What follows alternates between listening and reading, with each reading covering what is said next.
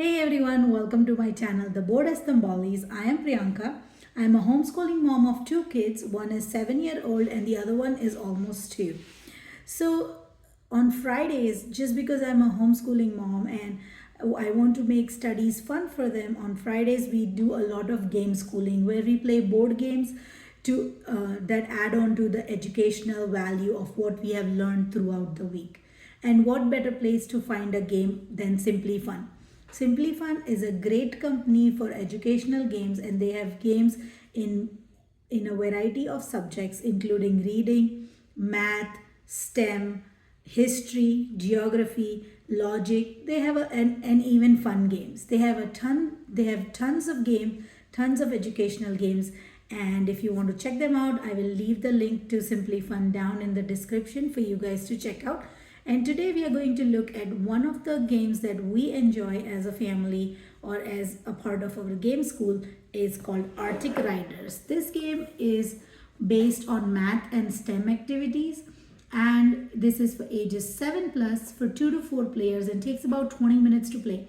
20 minutes is a perfect amount of time for young kids to play games because it keeps their attention into the game. Anything that gets longer than 30 minutes at 7, 8 years old, it kind of starts getting boring and they just give up on the game. And this is from my personal experience. But it depends on your kid also. If they have a longer attention span, then they will be able to play heavier games or more longer games with ease. So today we are going to talk about Arctic Riders, which focuses on addition, double digit addition and subtraction. So let's go ahead and open the box and see what's inside. So I've already done an unboxing video, so I don't want to do an unboxing video, but we are going to talk about how to set up the game and how to play the game. In this game, the Arctic animals have just woken up from long winter and they are excited because their friends narwhals are going to swim through the narrow channels which are called leads and come to meet them, and they want to play with them. So these animals are going to ride their special vehicles and going to solve equations and then leave treats for these narwhals and see how many treats they can feed their friend narwhals. Okay, so in this is the rule book right here, and they also have YouTube channel where you can see how to play the game. But we are going to learn how to play the game here. This booklet here talks about Arctic Circle and the animals that live there, and it is an amazing facts booklet, and it is a good read for young kids to just learn about different Arctic animals. And some of the animals, when I was reading it, I didn't even know they had it there. Like, let's go ahead and see how to set up the game, and we'll go from there. So the game board comes in 3 puzzle pieces, so you just add the puzzle and you can easily make it, or kids can make it, because it's just a number trail from 1 to 100. So it's just 3 pieces and you put them all together. Then there are these 8 points rings, so you give 2 of each per player. So we're going to set this game up for 2 players. So I'm going to take the blue player, and then I'm also going to take the orange player. So each ring has, here there are 2 points which says pass and 2 points, and this one says stop and 4 points each. So I will explain everything in detail once we are ready with the setup of the game.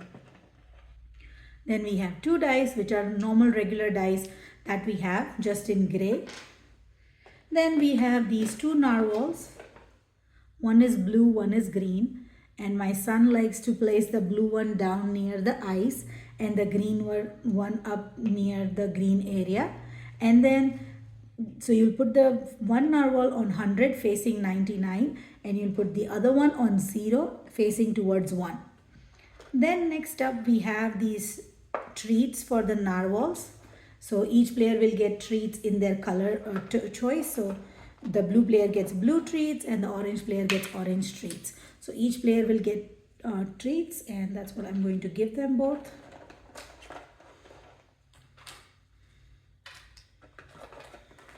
This is a really fun game, and it also gives kids a lot of practice in addition and subtraction, especially the double digit one. what I do, since my son is not fluent with double digit subtraction as of yet, uh, and he can't like do it on top of his head, so I give him a pencil and a paper where he can take his time, solve the equation, and then tell me the answer if it is, and then we go ahead and see if it is correct or not. But there are other two colors too, red and green, right here, which if you're playing a 4-player game or a 3-player game, you can always use it.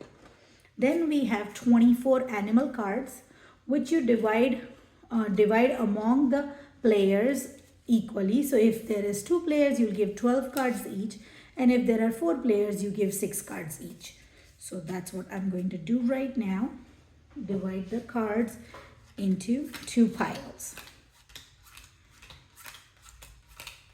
Give these 2 piles to each player, and they will put it down onto the table, and then they are going to open up the top 2 animal cards. And you are not allowed to see what animal cards are there, you just open the top 2. So after setting up the animal cards, here we are going to look at the last thing, and those are the vehicle cards. So these are for addition, and these are self-checking cards. So like right here in the front it says +3, and on the back they have the answers. So say I took the +3, so I have 46 on my animal card, and then I take +3, then I have to say 46 + 3 is 49, and then I just put them back to back, and then the circle here will tell you if my answer is correct. So that is how they are self-checking. Also on here, if you hit the green ones, then you have gone above 100, which allows you to put 1 treat on 100. And in negative is the same one on subtraction. These are the subtraction animal cards, and here is the self-checking on the back. And then on the subtraction, instead of green, they have some empty spaces, which means that you have gone negative below 0. So then you get to place 1 treat on 0. So you're going to shuffle these cards and place them face up right next to the game board. And then we are ready to play the game. Let's look at how to play the game. In this game, players are solving equations with taking their animal cards and their vehicle cards and trying to solve the equations. If they get the equation correct, they get to put 2 treat tokens onto the correct place. So say we were talking about 46 + 3 is 49. That was correct. So I get to put 2 treats on 49. Say in case a player gives a wrong answer and they check the answer and it's incorrect, they still get to put 1 treat on the right answer. So, and then we talked about if the answer goes above 100, you get to place 1 token on 100, and if it goes below 0, you still get to put 1 token on 0. These narwhals are going to travel up and down, so they will cross paths on the way, and if they do land on the same number, they are allowed to stay on the same number together. So first things you will do, I'll be the first player, and then so I'll take orange, and then the blue will be the second player. On your turn, you will decide what animal card you're playing that is from open, that is open on the table. So right now I'll say 73. Okay, I'll do 73 minus 8. So 73 minus 8 will be 65. That is my answer. Now I'm going to check it if it is 65. It is 65. So my answer is correct. I'm going to put this pile next to me, and I'm going to get to place 2 treat tokens on 65. Next, I will take the dice and roll both the dice, and each dice is associated to one narwhal. So you can choose what number you want to give it to which narwhal. So I have got a 6 on my dice and a 3 on one dice. Since my treat is towards this narwhal, I would want to move 6 on this narwhal. So 1, 2, 3, 4, 5, 6. And then I'll move 3 for the narwhal that is standing on 0. So 1, 2, 3. And then I'll flip open one more card from my deck of animal cards, and that ends my turn. Now it is the blue player's turn. The blue player is going to follow the same rules. So they are going to say 69, and then they're going to say I'm going to minus them with 17. So 69 and 10, 59 and 7 is 52. So the answer should be 52. And the answer is correct. So they get to put this file here and put 2 treat tokens on 52. Now they will roll the dice and they got doubles. So they rolled 2 4s. So they'll move 1, 2, 3, 4, 1, 2, 3, 4. And now since they rolled a double, they can roll it again without solving any equation. So they can roll the dice again. Okay, so they got a 5 and a 4. So they decide to move this one 4, 1, 2, 3, 4, and this one 5, 1, 2, 3, 4, 5.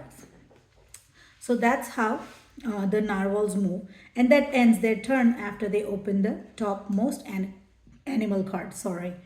Okay. Now let's move these narwhals up ahead. Okay. Say here.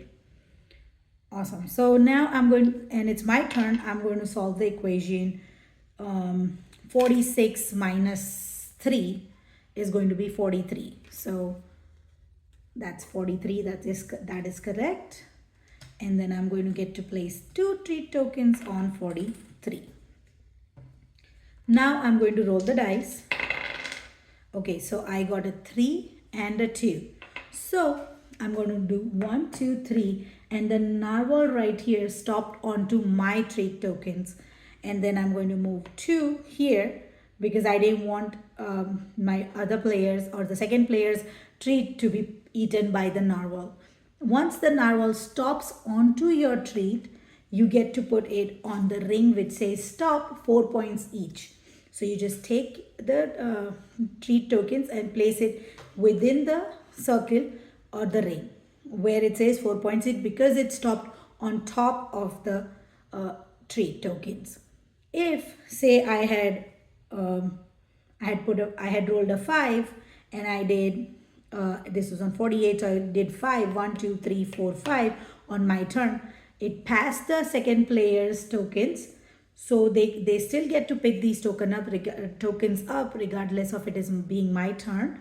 They still get to pick the tokens up, but since it passed the narwhal, you use the ring which says pass, 2 points each. So the second player will place their token onto the 2 points each or the pass ring. And you just keep playing that, keep playing the game in the following manner, and then until the animal deck gets over. So there are 12 cards, so you probably will play 12 turns, and then once the deck gets over, you decide who has scored, then you count who has scored more points, and the person with the highest points wins the game. One more thing we have to look at is that this narwhal will pass through and go to 0, and this will go to 100. Once that happens and the game is still going on, you can turn them around and they start going back in the opposite direction. So there is no limit to the number of times the narwhals can go up and down the stream. So that is the game. Very simple, very easy, yet a really, really exciting game. A game which teaches great addition and subtraction skills and keeps you focused onto the game because you're doing a ton of things. You're looking at the animal cards, you're trying to figure out whether you want to do addition or subtraction, and then you're trying to solve the equation, then you're rolling the dice to place the treat tokens, and you're placing the treat tokens, rolling the dice to move the narwhals and see if they have eaten your treats, eaten other players' treats. And all the players are always involved because the narwhals are moving and they're passing or stopping onto your treat token. So you have to be really, really focused onto playing and seeing that you did not miss your tokens being eaten. And it is a short game because if you're playing 2 players, it is 12 rounds. But if you're playing 4 players, it's only 6 rounds. If you're playing 3 players, then it'll be 8 rounds, right? Yeah, 24 is 3 players is 8 rounds. So the game moves faster the more players you are playing. But then again, the time almost takes the same because depending on the age of the kids, they are taking their time to solve the equations. This is a great game. I really, really love it. My son enjoys playing it, and it's so much it's so helpful to uh, teach him math through games or any kind of um, educational activities through board games, because it makes it fun. I personally feel that our Fridays are the most enjoyable time of studying because we are playing board games, we are having fun, and still we are learning. So it just brings so much joy. There's like geography games, history games, science games. Our homeschooling equation has become better and better since we started doing Friday board games or game schooling day on Fridays, where we are just playing games and still learning and reading and learning math and learning logic and all these stuff. And it is so much fun. It brings joy, it brings an excitement to study the following Monday, because now you know that you're waiting Friday to come where you can play all these board games and enjoy it. So I think board games or educational board games should be a part of um, your homeschooling. Or I feel like even if your kids are going to public school or private school, you should have some kind of board games to enjoy with them, whether they are educational or not, because it brings out a lot of wonderful conversations, which kind of goes away when kids are just involved in screen and we are involved in cell phones or mobile phones. And it happens to us too, when sometimes me and my husband are on the phone and the kids are just watching TV and we are not interacting. And board games just brings us together to play, to talk, to teach. We learn from each other and to enjoy together. Just have laughters, we make mistakes, we win, we lose, and we have all this fun interaction that all the screen time all that the screen time takes away from. I hope you enjoyed this video. Please give me a thumbs up if you did. Leave me a comment below if you have played this game, if you have tried any of the Simply Fun games, or if you want me to review or teach any game that you would like me to. I would definitely love that. Don't forget to share this video with your friends and family, and also don't forget to subscribe to my channel. I would greatly appreciate it. Have a wonderful and blessed day. Bye.